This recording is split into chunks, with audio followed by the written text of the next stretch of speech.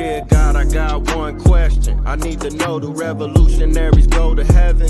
And if so, may their legacies last forever and their seeds grow. Tell them that we love them so and never let them die slow. It's like we cursed to be born black. We was kings and queens, now look where we at. I know it won't be long before we take it back. I just hope I live long enough to see it happen, and that's a fact. Cause one thing when you pro-black, you might love your people, but they may not love you back. For more than 400 years, we've been under attack. We survived slavery and then they gave us crack. Do revolutionaries go to heaven? Do revolutionaries go to heaven? Do revolutionaries go to heaven? Do revolutionaries go to heaven?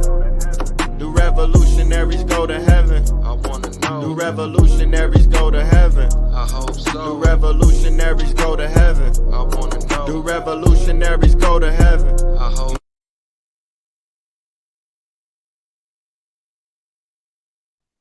What's up, bro? Peace, King. How you feeling? I'm doing well. How about yourself? All is well, man. First and foremost, I want to thank you for coming on the platform. Man, it's definitely an honor. I truly appreciate you. Oh, no issue at all, man. No issue at all. Appreciate you for having me. No doubt we're going to get right into it. Peace and blessings, family. Thank you for tuning in to another episode of Taye Speaks. We got a very special guest in the house, somebody that's been doing a lot of work, a historical giant man in the community, sharing that West African history with us. Man, let's get right into it. For the viewers who may not recognize you or may not know who you are, let them know what your name is and definitely let them know where you're from. First and foremost, Alafia Mandala Baby Fahudie. It's your favorite warrior, Black Panther, in the building. That is what I go by. I am the co-founder of the Mossi Warrior Clan, as you see on my hat. We are a African scholarship group dedicated to telling Africa's story from east, west, north, and south. We've published over 20 books collectively. I particularly focus on the spiritual side of Africa. I'm also a historian, also dabble in science and genetics and things of that nature. But we got a tough team. We got a tough group. So, check us out on YouTube, Mossi Warrior Clan on YouTube, and, come see what we're about.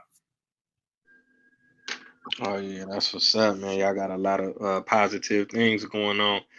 My next question, I wanted to ask you, when did you actually get into studying African history and culture and spirituality? Was that something that was in your family? Was you raised around it, or did you get into it later in life?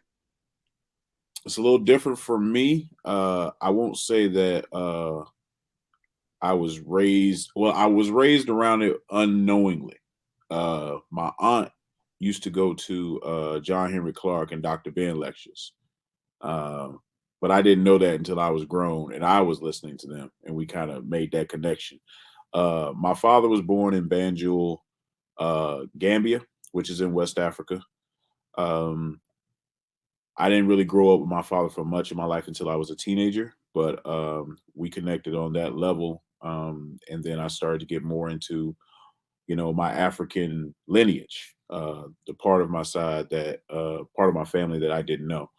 So those two things kind of shaped me to the way of, I might not have been as into it as I am now, but I always had a healthy respect, love, and admiration for Africa.